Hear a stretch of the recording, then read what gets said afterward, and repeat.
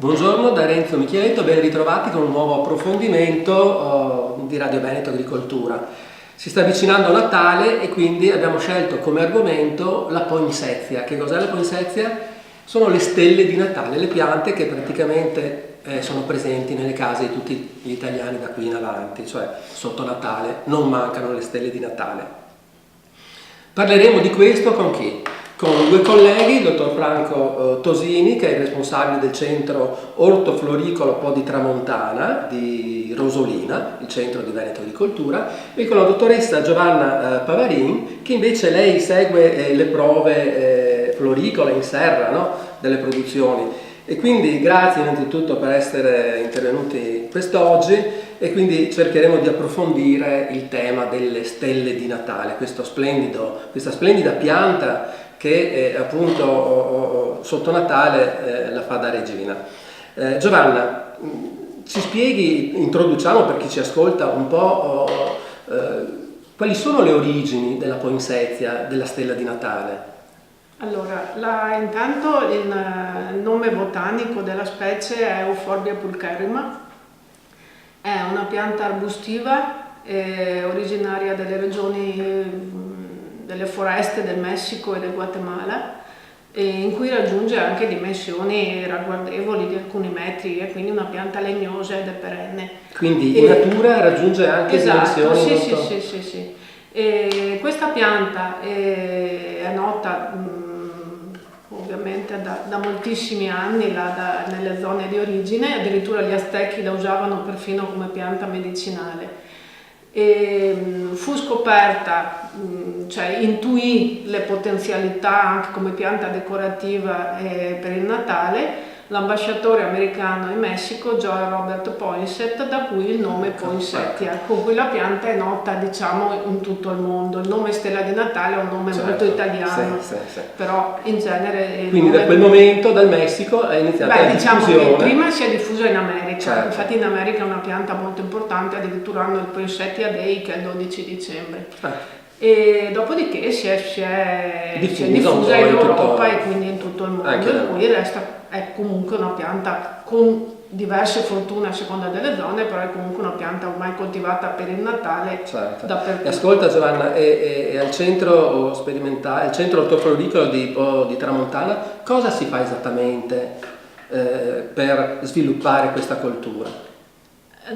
La cosa più in cui è focalizzata principalmente la nostra attività su questa pianta è l'attività di confronto varietale. Perché è così importante? Cosa vuol dire confronto varietale? Praticamente, semplicemente mettiamo a confronto, non dico tutte, ma buona parte delle varietà disponibili con varietà di nuova introduzione o addirittura in fase ancora sperimentale. In pratica noi non facciamo le varietà vengono ibridate, vengono selezionate da ditte specializzate, anche perché il lavoro di ibridazione è un lavoro estremamente specializzato che richiede delle persone che si dedichino esclusivamente a quello, e comunque non è tra gli scopi del centro quello di creare nuove varietà. Noi semplicemente andiamo a verificare le varietà che queste persone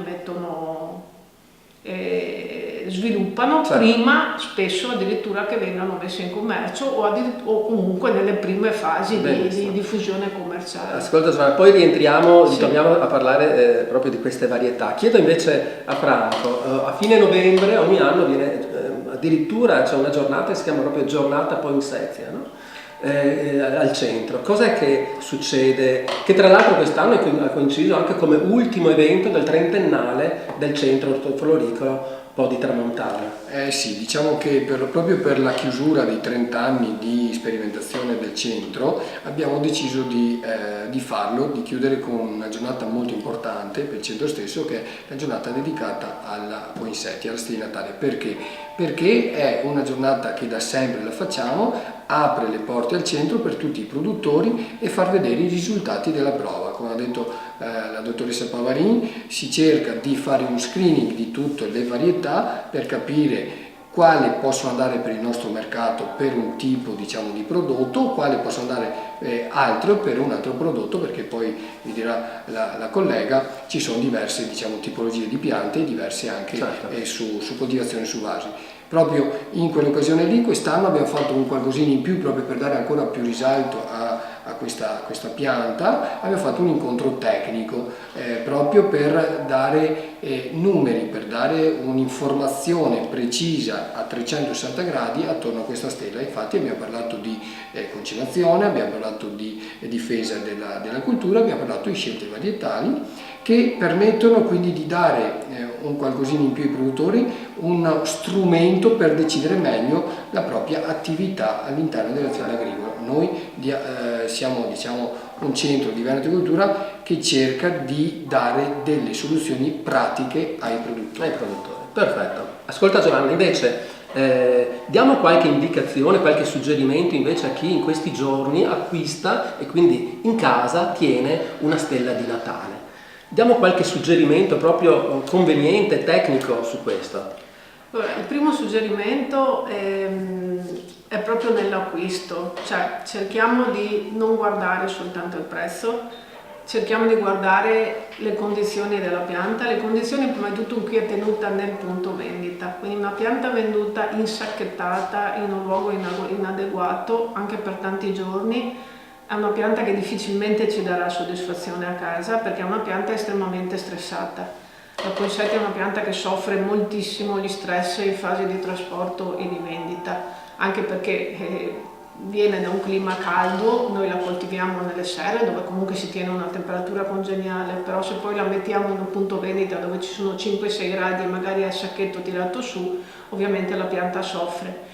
Quindi ovviamente questo è prima di tutto un punto importante. Cerchiamo magari di spendere quel 2-3 euro in più, però di prendere una pianta che sia in buone condizioni, perché questo vuol dire averla viva per più tempo e possibilmente anche dopo Natale, perché è possibile. Quindi una volta giunta in casa, invece come che va in tenuta? casa, allora fermo restando che è una pianta che deve essere decorativa, quindi ovviamente la prima cosa che vogliamo è metterla in un posto dove ce la possiamo godere e vabbè. Detto questo, cerchiamo comunque di metterla in un posto dove ci sia una buona fonte anche di luce naturale, se è possibile, quindi davanti a una finestra, davanti a una veranda, in un posto dove comunque non sia al buio tutto il giorno, ecco. E possibilmente lontana da una fonte di calore, quindi non attaccata a un termosifone. Questo per cercare di mantenerla in un ambiente il più possibile luminoso e non troppo asciutto. Certo. E acqua? Acqua non è facile dare delle regole generali, comunque in genere la regola è non troppa, non troppo poca, che è facile da dire, non è neanche difficile da fare, bisogna prenderci un pochino la mano. Però. Un suggerimento pratico? Il suggerimento pratico è fare quello che facciamo noi in coltivazione, si prende in mano il vaso, se è leggero, che si sente proprio che non si ha niente in mano, vuol dire che ha bisogno di un po' di acqua, se è pesante non si dà acqua. Anche ogni tanto una controllatina all'apparato radicale per vedere com'è messo ci può abituare a prendere confidenza della pianta e capire anche le sue esigenze. Se l'apparato radicale si presenta bello, bianco, abbondante, è una pianta che probabilmente avrà bisogno anche di più acqua. Se l'apparato radicale è scarso e tendenzialmente scuro, bisognerà stare molto attenti a dargliene poca. E comunque il concetto è terriccio umido, mai bagnato, mai secco.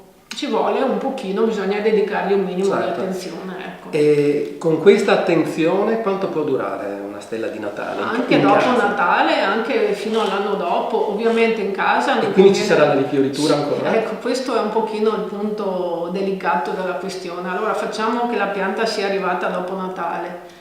Ricomincia a fare delle nuove gemme, a quel punto lì possiamo, quando è primavera avanzata, tagliare la parte aerea, quella con i vecchi fiori, e far ripartire la pianta con nuovi rami e nuove foglie.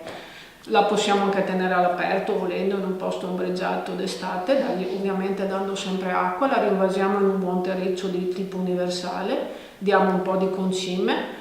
E la pianta arriverà a ottobre, a fine settembre, bella, non fiorita, comunque tutta verde. A quel punto c'è il punto delicato, che è una pianta brevidiurna, ha bisogno per rifiorire, è per quello che fiorisce naturalmente a Natale, ha bisogno di percepire che il fotoperiodo diventa corto, quindi deve percepire le ore di luce che si accorciano. Ricordiamo che non sono i fiori, ma quelle che comunemente noi vediamo come foglie si chiamano brattee. Sì, sono delle foglie modificate. I veri fiori sono quelli gialli che sono al centro dell'infiorescenza, si chiamano ciassi. In ogni caso la pianta va in induzione, quindi comincia a differenziare i ciassi e a colorare le foglie dopo la fine di settembre. Se noi in quella fase lì, come facciamo quasi sempre, la riportiamo in casa, perché ovviamente fuori comincia a far freddo, è giusto riportarla in casa, purtroppo però in casa abbiamo la brutta abitudine di accendere le luci.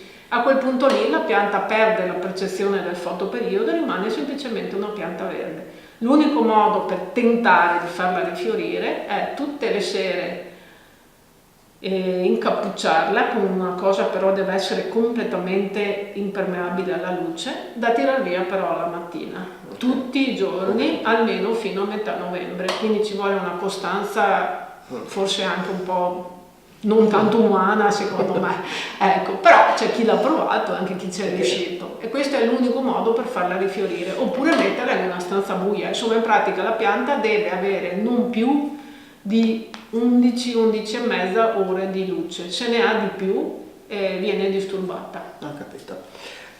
Ultima cosa, e poi torniamo ancora da Franco un momento e poi chiudiamo anche. Ci sono vari colori, non solo il rosso, ovviamente il più comune, certo. Ma com'è che si ottengono gli altri colori? I segreti del breeding non sono a me noti, ma comunque, a parte le battute, in genere le modalità sono abbastanza semplici, sono basate su incroci e comparsa anche abbastanza naturale di mutazioni, perché comunque è una pianta in cui poi nel corso delle successive moltiplicazioni può comparire una bratea di un colore diverso o altro. E dopodiché si usano anche incroci anche con altre specie di Euphorbia non pulchare, ma altre specie di Euphorbia che hanno caratteristiche un po' diverse. In ogni caso, negli incroci e successiva coltivazione di tutte le piantine che derivano dal seme compaiono spesso delle colorazioni diverse. A quel punto lì, quando compare una colorazione interessante, viene isolata, viene poi mantenuta per tarea in modo da mantenere questa colorazione. Un tempo c'era solo il rosso, rosa e il marble che è bianco e rosa, adesso esistono anche molti colori nuovi, particolarmente interessanti, poco noti spesso al consumatore, perché magari si ha paura, chi coltiva ha paura che non piacciono, quindi magari si ha anche poco il coraggio di provare a venderli. In realtà ci sono dei colori molto accattivanti, soprattutto per il mercato magari delle persone più giovani che sono un po' meno tradizionaliste, possono essere più interessate a un prodotto un po' diverso. Grazie Giovanna. Franco, poi chiudiamo. Cosa vi serve il 2019? Che programmi ci sono un po' di tramontana per il 2019? Programmi sicuramente molto interessanti, ho già delle idee in testa che sto un po' pianificando anche con la direzione. L'idea è quella comunque di andare avanti nell'ambito della sperimentazione, ovviamente orticola e floricola, quindi seguiteci, perché si partirà già a gennaio con le prime semine e le prime prove orticole, per poi a febbraio sicuramente invaso di qualche specie che dobbiamo ancora decidere con la collega, specie floricole, parlo, però venite soprattutto alle giornate aperte e soprattutto quella classica che sarà sempre quella di giugno, dove avremo il pieno delle attività sperimentali nei due settori, orticolo e floricolo. Benissimo, comunque chi ci segue sa che i vari canali di Veneto Agricoltura, comunicati stampa, newsletter, il sito internet eccetera, ma anche Radio Veneto Agricoltura, daremo sempre notizie di queste giornate aperte che sono straordinariamente interessanti e importanti per il settore. Ringrazio i colleghi, la dottoressa Paverin e il dottor Franco Tosini, grazie ancora per averci seguito, buone feste con le stelle di Natale e ci vediamo prossimamente per un nuovo approfondimento.